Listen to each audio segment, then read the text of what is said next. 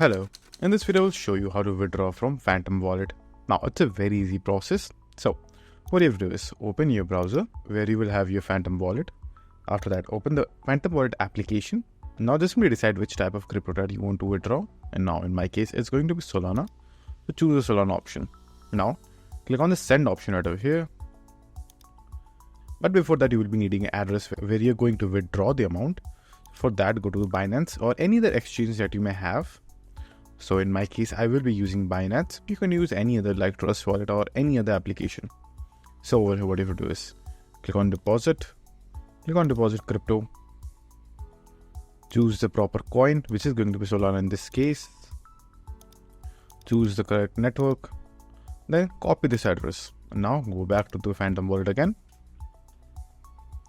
go to Solana, click on send, paste the address, enter your desired amount that you would like to transfer.